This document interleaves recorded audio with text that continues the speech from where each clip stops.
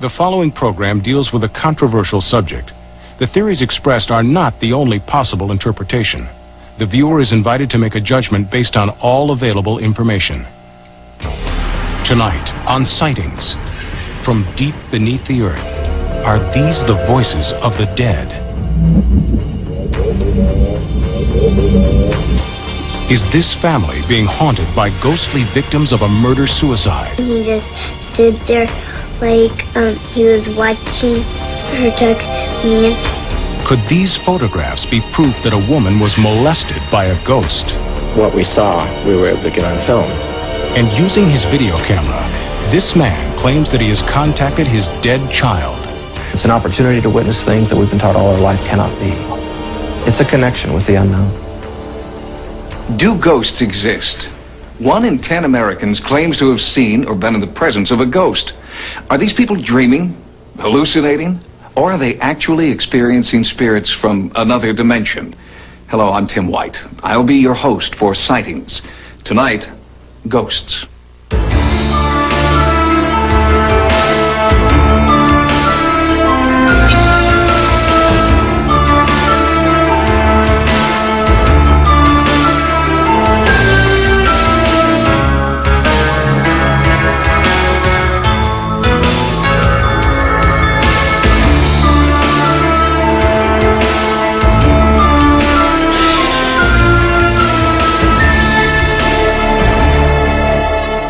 According to a Gallup poll, 1 in 4 Americans believes in ghosts. What you'll see tonight might contradict what you think you know about ghosts. The perception most of us have of ghosts was manufactured in Hollywood, where until recently, the paranormal has been treated as a source of either light-hearted comedy or heavy-handed horror. One of Hollywood's most recent attempts at treating the paranormal in a more sophisticated fashion resulted in the surprise blockbuster Ghost. TV and movies are chock full of eerie and eye-opening effects, but you won't see any Hollywood-style ghosts tonight. What you will see is concrete evidence that something is there, and you'll share the real-life experiences of people who have witnessed apparitions, hauntings, and poltergeists. They were ordinary people leading ordinary lives until they were touched by an unexplainable force. And obviously it frightened me. So I just stood there and looked at it and it disappeared into the wall. I saw a silhouette of somebody watching my room. The feeling of fingers moving up and down your arm. She was floating horizontally up and down in front of the window. And I ran in the room to find her bed elevated off the floor about maybe a foot and a half. You could not see through him. It was solid. And I had the feeling that somebody was trying to enter my body or make a contact with me in some way. About a foot from my bed was standing a ghost. Whatever they are, whatever you call them, ghosts, spirits, shades, specters, apparitions, there is not a corner of the world they do not inhabit. From this haunted castle in England to this haunted house in Hawaii, a Bavarian monastery, an Italian apartment, mansions in the south, taverns in the west. From this farmhouse all the way to the White House, we have a fascination with ghosts.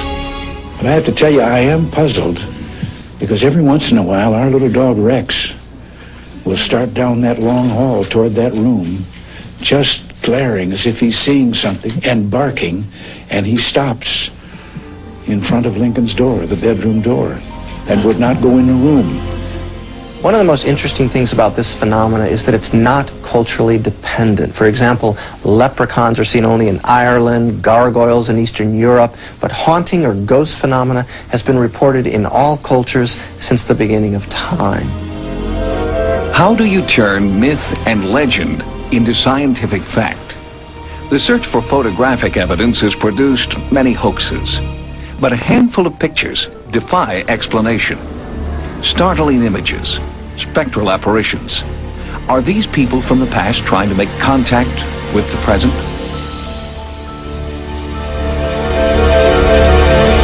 There's a lot of fraud in this, there's a lot of imagination, there's a lot of wishful thinking.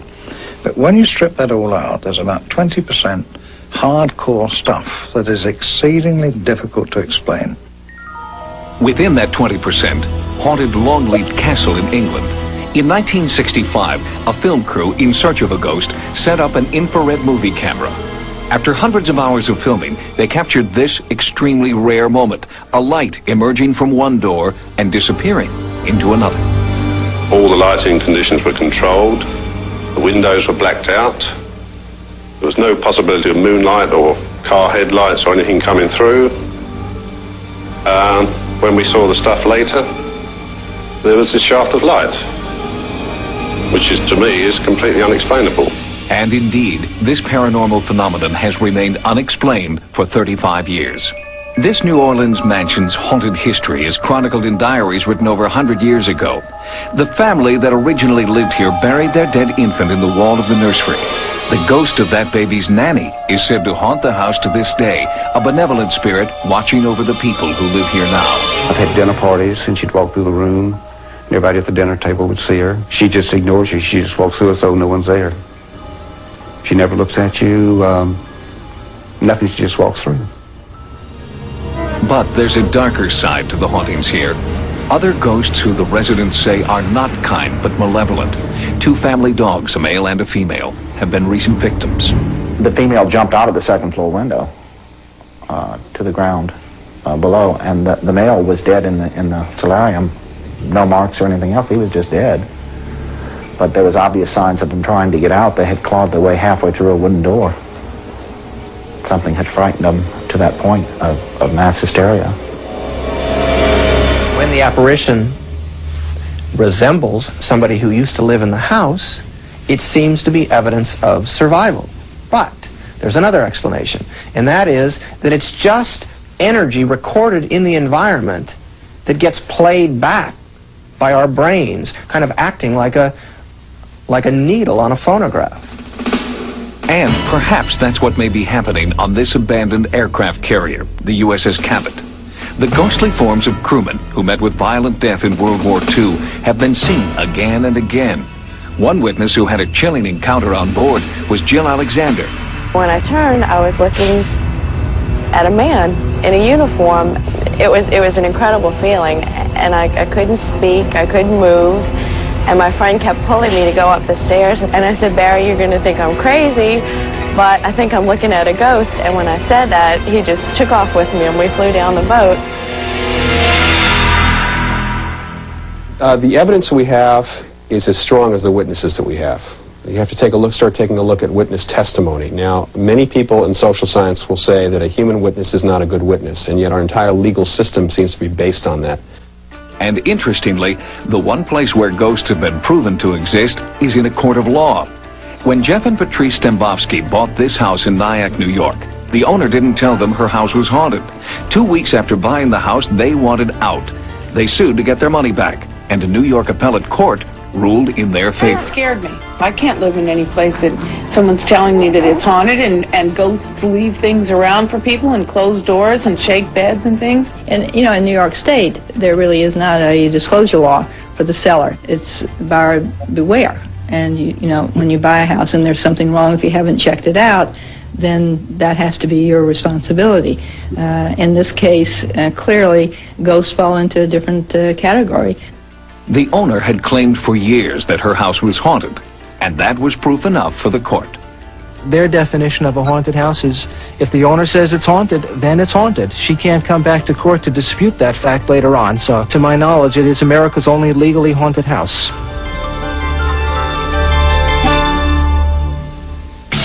Coming up next, an average American family that claims their home is haunted by the ghostly victims of a murder-suicide. I haven't been alone in the house since that time. By and large, people who believe that they've encountered a ghost are frightened. So beyond gathering evidence, a critical role for the ghost investigator is crisis counselor to reassure people that they're not losing their sanity. You're about to meet a typical American family. They're ordinary people caught in the grips of an extraordinary situation. In 1985, the Brown family purchased this Victorian-era home in Portland, Oregon. It seemed to be a perfect place to raise a young family. When we first moved into the house, I got this strange feeling like We were never alone. Perhaps the eerie history of the house played a role. In 1973, the house was the scene of a grisly murder-suicide. A distraught husband shot and killed his wife and then turned the gun on himself, a crime of passion that left their 5 children orphans. I decided, okay, it happened, we'll just forget about it. Then when things started happening, I started really wondering, was it them? It had to have been them, a husband and a wife. At first, the disturbances were minor. Lights going on and off, trouble with the VCR and electrical outlets. Occurrences easily dismissed as typical in an old house. But no one could dismiss what daughter Cassie saw. 2 apparitions, a woman tucking Cassie's blankets into the bed, and a strange man lurking in the background. There was a guy standing by the door. I was really sort of afraid of him because he did nothing. He just stood there like he was watching her tuck me in or something. After the 3rd time, her coming to me with the lady tucking her in, I decided to kind of check while they're asleep, check their beds to see. And it was tucked in between the mattresses. I don't do that. It sounds like that what's being reported are figures that interact. They are therefore seemingly self-conscious, self-aware, which would place them in the category of apparitions or ghosts. Initially, Caroline wondered if it was all in her head. I didn't understand why this was going on. It was kind of confusing. You know, you try to look for the logical explanations. And so, to me, it had to have been me, even though it was something I didn't do. And then when I started really paying attention and watching, I knew I wasn't doing it, and I knew no one else was doing it. Since 1985, the Browns have experienced over 24 ghostly episodes. Footsteps, voices, flying objects. Once a space heater was mysteriously plugged in and turned on to warm the children.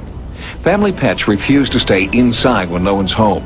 The family says much of the haunting occurs on or around the anniversary of the murder-suicide, December the 23rd.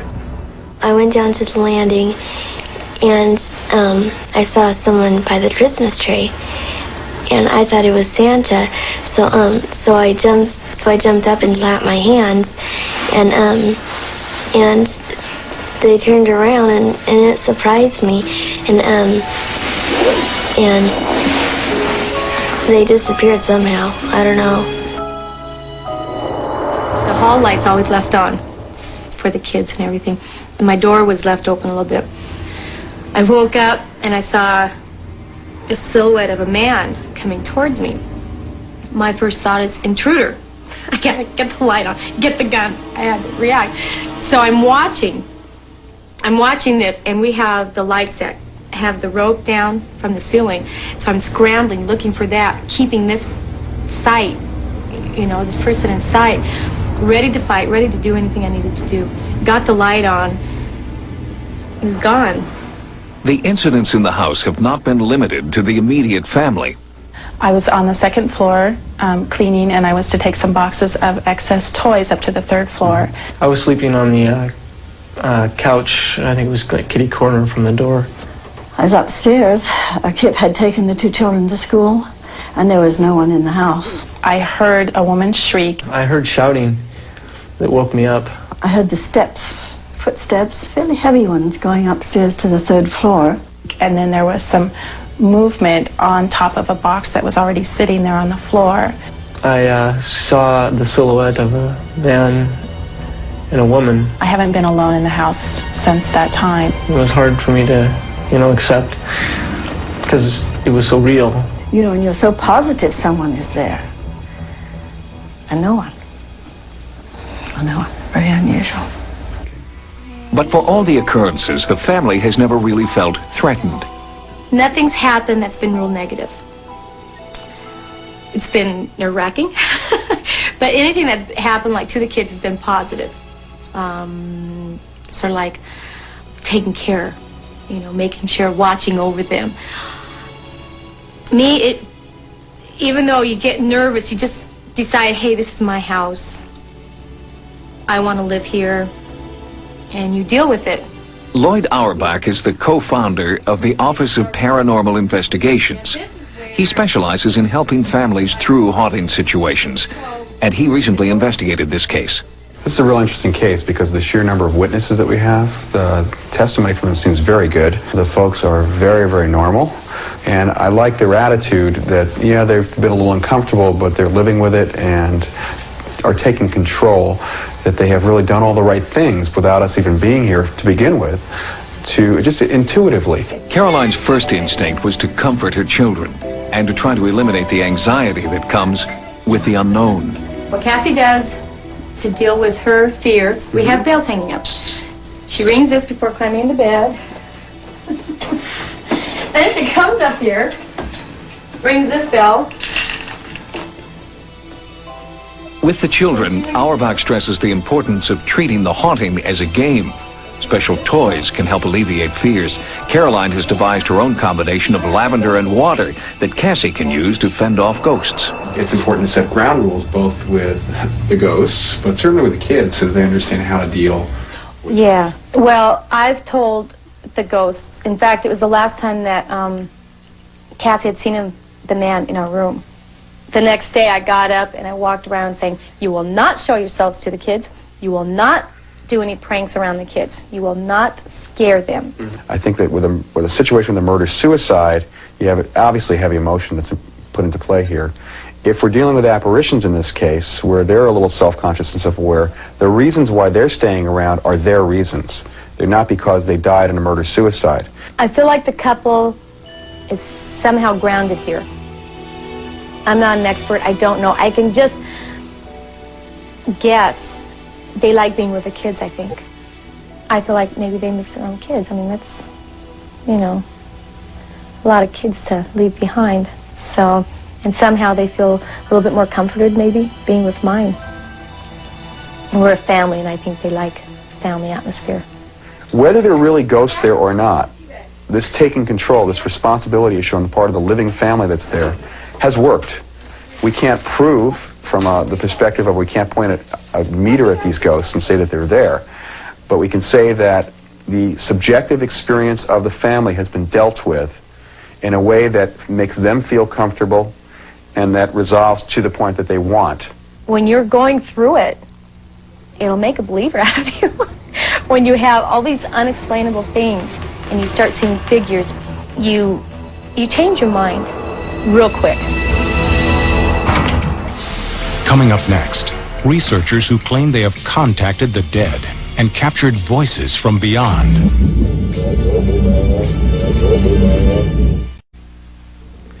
In the past, people tried to make contact with ghosts through mediums and spiritualists and seances that were often clearly frauds. Today, investigators are taking a much more high-tech approach. A worldwide organization of over 300 researchers is now working in the area of EVP, electronic voice phenomena, where voices, supposedly from ghosts, have been imprinted directly on audio recording tape. Please try to speak. Please try to give us a message. Please tell me who is here. Please try to give us your name. The time is 11:50 a.m. Sarah Estep recording.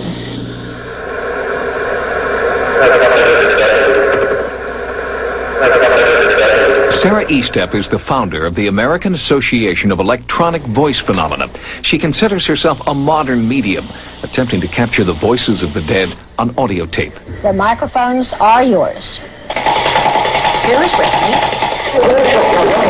I'm recording voices from other dimensions. I started a little over 15 years ago. As a psychical investigator, I was very skeptical about the phenomena, but I decided to try it and see if I could get voices, and I did after 7 days. I started picking up voices on my own, and I have continued ever since. EVP recorders worldwide conform to exacting standards to eliminate the possibility that their machines are simply picking up ambient sound or radio signals, and only new, commercially packaged tape is used. Surprisingly, the ghostly voices are not audible during the actual recording process. They're only discovered later, when the tape is played back. And in some cases, the voices are recorded on the reverse side of the tape. Generally, the words are only heard once. We are repeating them here for clarity.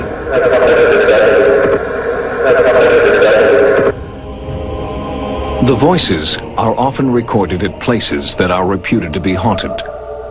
The Westminster Church and Burying Ground in Baltimore is one of the oldest in America. Many of the graves here date back to the 1700s. Edgar Allan Poe is buried here, alongside his young wife, Virginia. Beneath the church, catacombs reach deep into the earth. According to parish records, many of the people entombed here met a violent death. Legend has it the place is haunted. When Sarah Estep came to the catacombs, she recorded these voices.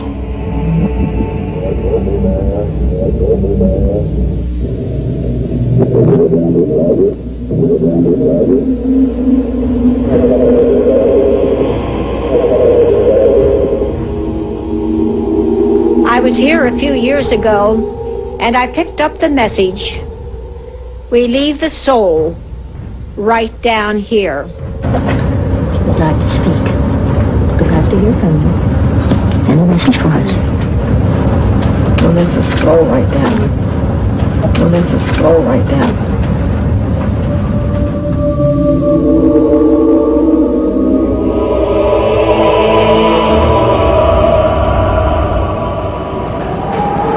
Point Lookout Light stands on an open promontory on the western shore of the Chesapeake Bay. Many instances of paranormal phenomena have been reported in this desolate place, events that may reflect the area's tragic past. During the Civil War, 50,000 Confederate prisoners captured at Gettysburg were held here. Forced to endure freezing cold, disease, and starvation, thousands died and were buried in mass graves near the lighthouse. The prisoners were brought here largely by steamboats and were made to walk along the sandy beach up to Fort Lincoln, where they were then turned inland and marched to the prison pen. Over 50,000 Confederate prisoners made this march, and for over 4,000 of them, it was the last march they made since they died prisoners of war. This has to be one of the places that I've investigated that it's just the whole area is just full of activity. It's not just localized to one building or one spot on the grounds. It includes the whole area. I've never come in contact with anything like that before. The phenomena at Point Lookout seem to follow one of the classic patterns of a haunting. Some ghost researchers suggest that highly charged emotions from the past may actually become imprinted on the environment, and in fact, many people have reported seeing apparitions in uniform, recalling Point Lookout's tragic Civil War history. When I was driving, I saw a figure of a man dressed in long pants and a gray coat run across the road behind me. It was actually where many thousands of the Confederate soldiers were actually buried. I immediately returned, and when I got to where I'd seen him cross the road, there was no trail coming out of the woods on one side of the road, nor trail into the woods on the other side, nor was there any sign of the anybody in the area. This has happened different times, always on the same section of road. I've never been able to explain this occurrence. Over the years, many paranormal investigations have been drawn to Point Lookout. Photographer Ron Stallings took this picture inside the lighthouse.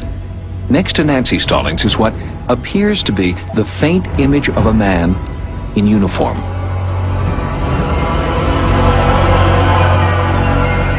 Electronic voice phenomena has been recorded in several locations inside the lighthouse. The basement seems to be the focus of this activity.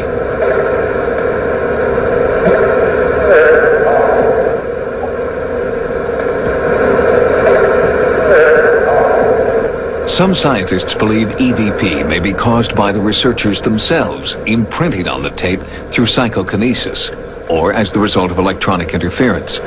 But there is one aspect of EVP that defies explanation: when the recorder asks a specific question and gets a direct answer. Here in the basement of the lighthouse, I recorded the clear voice of a young boy that said, "I was seeing the war." Were you a soldier here? I won't see you no more. I won't see you no more.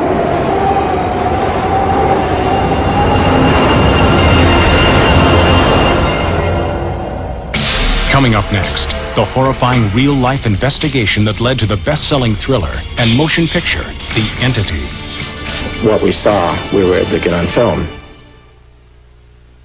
In the quest for evidence, two researchers from UCLA got more than they bargained for. Carrie Gaynor and Dr. Barry Taff were witness to one of the most celebrated cases in ghost hunting history, the Entity case. It was later popularized in a book and a film called The Entity. But what the real investigators found when they met the victim of the haunting was more bizarre and more compelling than any movie. When I went over to her house, we conducted about a 2-hour interview, and during that time she told us a lot of interesting experiences, but I knew she was holding something back. And at the end of the interview, she finally admitted to us that she was attacked and raped by the ghost. At that time, we thought she was probably crazy.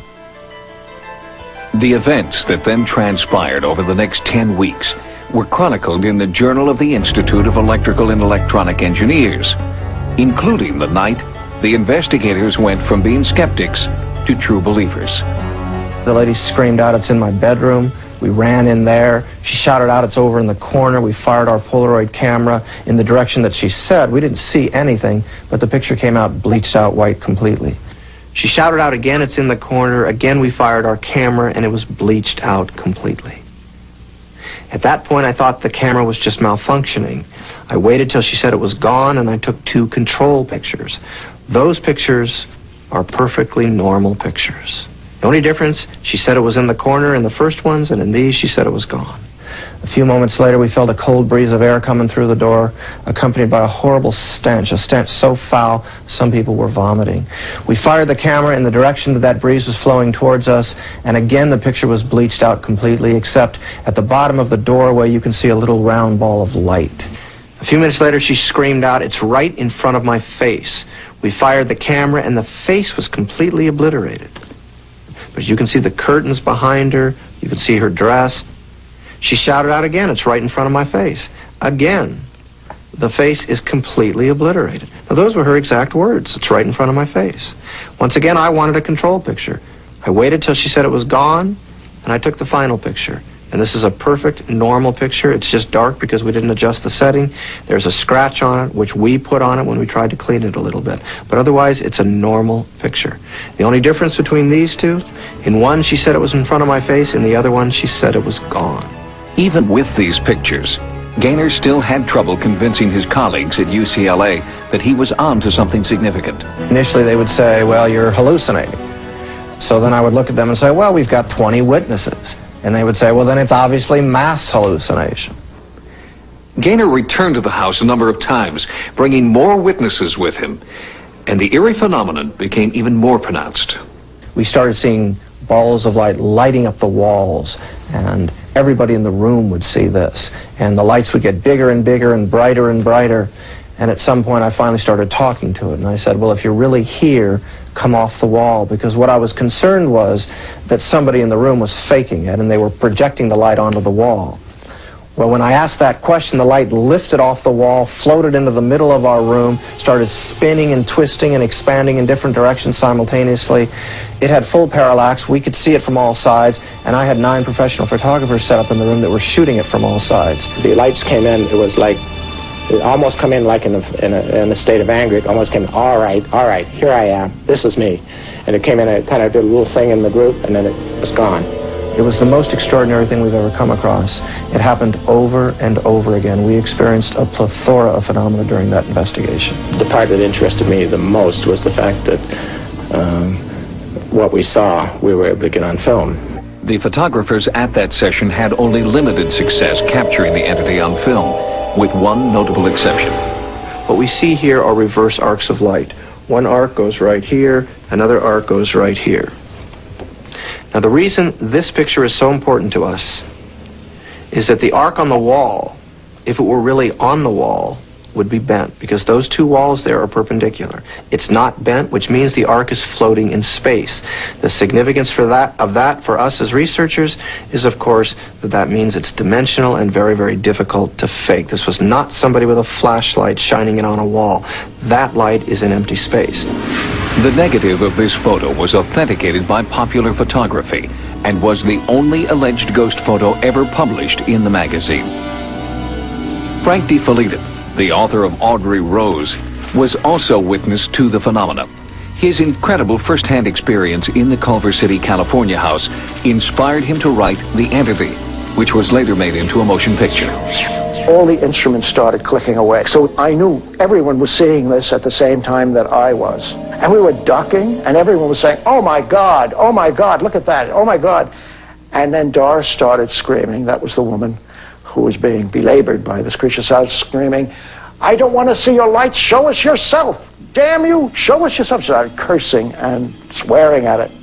And there, lo and behold, at that point, it started to appear.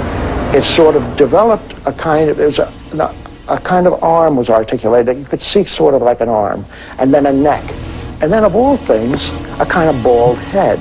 Now this could have been our imagination, but collectively we saw the same thing, every one of us. We saw the same thing. But we don't consider our pictures proof of anything. We consider them part of the struggle to gather evidence to try to understand this phenomenon. During our investigations, we spend thousands of hours trying to be in the right place at the right time. In the Entity case, for some reason, we were there. We were there at the right time. And we were experiencing the phenomena over and over again. Although some of the people there found it frightening, I found it very exciting and exhilarating. That's what I'm in this for. It's an opportunity to witness things that we've been taught all our life cannot be. It's a connection with the unknown. Traditionally, a haunting is associated with a place, but investigators in the Entity case always suspected that this haunting was somehow connected to the woman herself. And in fact, when she fled the house, the Entity went with her. For 5 years, the haunting diminished gradually and has now completely disappeared. When we return, a team of paranormal experts stalk ghostly apparitions in a special investigation. And a man who claims to have contacted his dead child with his video camera and recorded it on tape. The study of ghost phenomena is still in its most primitive stages. Trying to gather data that will conclusively prove the existence of ghosts is a time-consuming and usually unsuccessful process, often carried out in the shadow of disdain from the scientific mainstream. How exactly do ghost investigators conduct their research? Now, we'll take a look at the anatomy of a ghost investigation. We'll follow one from the beginning to the end. The investigation site is a Japanese restaurant in Georgia, where customers and employees report frightening, unexplained phenomena. There would be a lot of weird noises at night, footsteps, people would see things, or lights would flash. There's certain areas in the restaurant that just kind of give you the creeps, make your hair stand up. There's a place back in the back part of this area that is just kind of an ominous feeling where you just feel like you can't breathe. The air's real heavy, and nobody wants to go back there. I mean, we even have a few chefs that when they have to go past the area, they run. You'll see somebody like at a corner, and you just barely see them, and they'll be turning, walking away from you, and you'll think it's your friend or somebody, and you'll call out their name and go over and talk to them or something, and they won't be there. One morning, I was downstairs getting ready to open, and I saw someone come down the hallway. And I thought it was the manager at first, and I said good morning, and nobody answered, and I thought it was strange. And I looked up, and whoever it was just took 2 steps and was gone.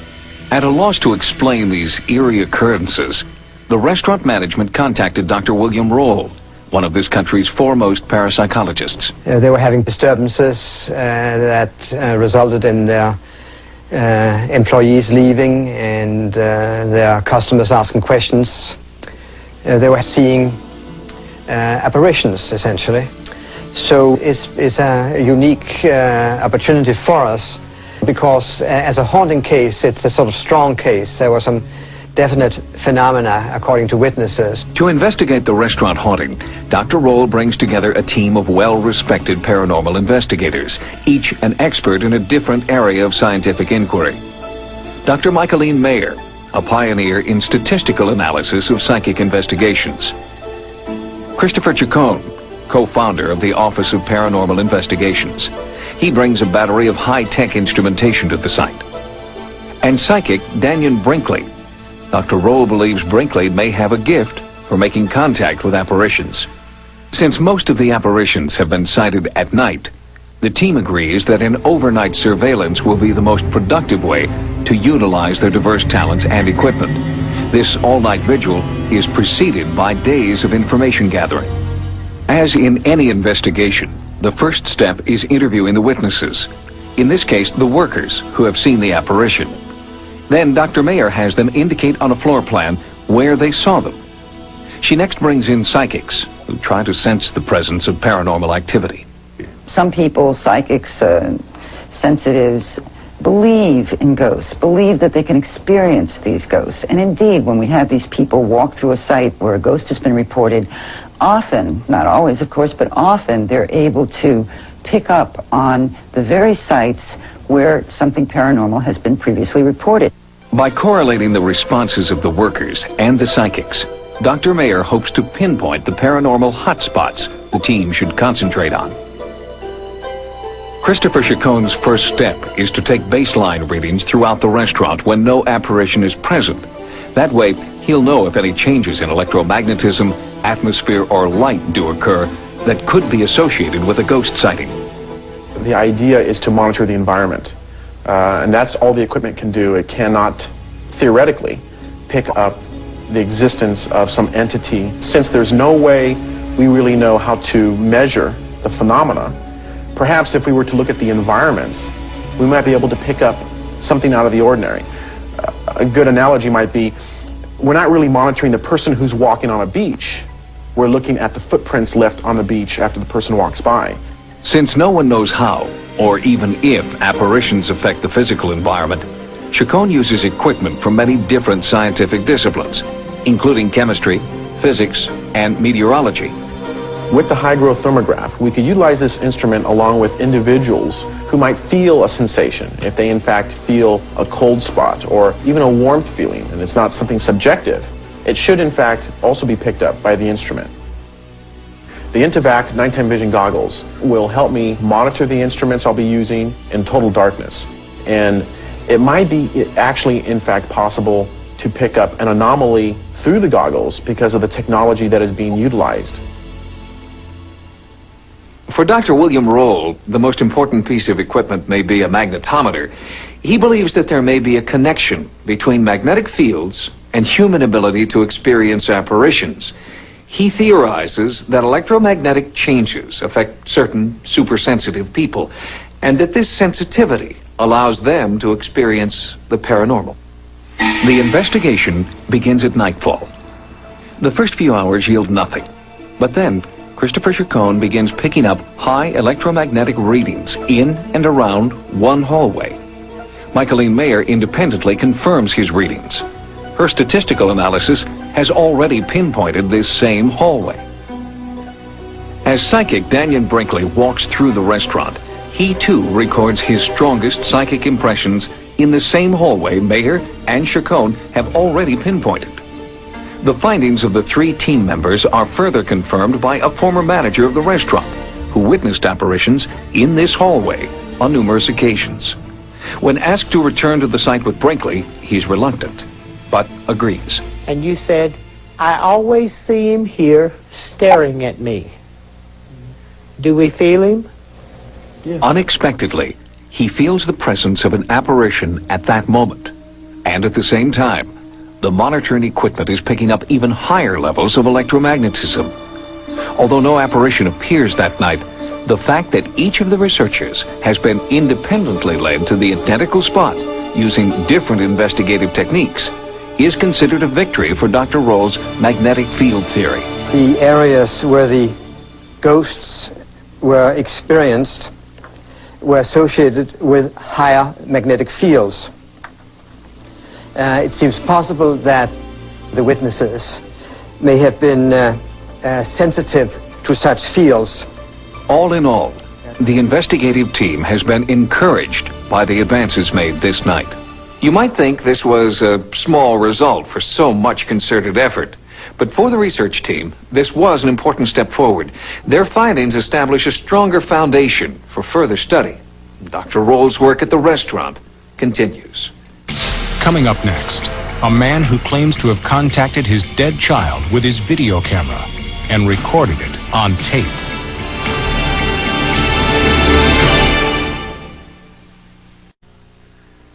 To deny the existence of ghosts is easy. Skeptics say, "I'll believe it when I see it," and walk away. But the people we've met tonight can't just walk away from what they've experienced. Those who have had a paranormal experience remember it for the rest of their lives. But for some, the experience changes their lives forever. Driven by his own experience, Klaus Schreiber has become a leader in the field of paranormal video phenomena, PVP. At his home in Luxembourg, Schreiber points his video camera at the blank screen of a TV, which is on but not set to any channel. He sends the picture of that blank screen from his camera into the TV and begins videotaping. So he is essentially shooting a picture of a picture of a picture into infinity. Nothing appears on the screen while he's shooting, and nothing shows up on tape until he views it one frame at a time. What he discovers then are seemingly unexplainable images of human faces. There's already my car incoming. There she is on the right-hand side. There she is. Hold her. The images are truly startling, but the most shocking one of all is a face that Schreiber is convinced is that of his deceased 17-year-old daughter. He believes she is trying to communicate with him. There are as yet no explanations for the images Schreiber finds on the videotape, but others who have repeated the experiment have gotten similar results. PVP is one of the newest methods employed by those seeking a window into another world, and it's still extremely controversial within the field of paranormal research. But Klaus Schreiber isn't deterred by skeptics, because his is a personal mission. He's not just trying to make contact with the afterlife. He's searching for one specific person he thinks he'll find there. For those like Klaus Schreiber, who believe that they've experienced the paranormal, a desire to understand what's happened is often felt on a deeply emotional level. Those who investigate the paranormal are driven by different needs. A scientific desire to find explanations to the seemingly unexplainable, and in the process, to perhaps find the answer to mankind's deepest question. Is there some form of life after death? I know we live in an age where people say, oh, it's all nonsense. Well, it's not all nonsense. There's something still left that needs explaining, which science at the moment doesn't seem to want to look at. I can really honestly say, I don't believe in ghosts. But yet again, I can't explain to you why these things happen. There's something to be explained and to be explored. There's a lot we can learn about human behavior from looking at what these things are. I find it fascinating that we might be able to continue on after death. I find it fascinating that people might be able to move objects with their mind, that we can pick up information recorded into the environment potentially.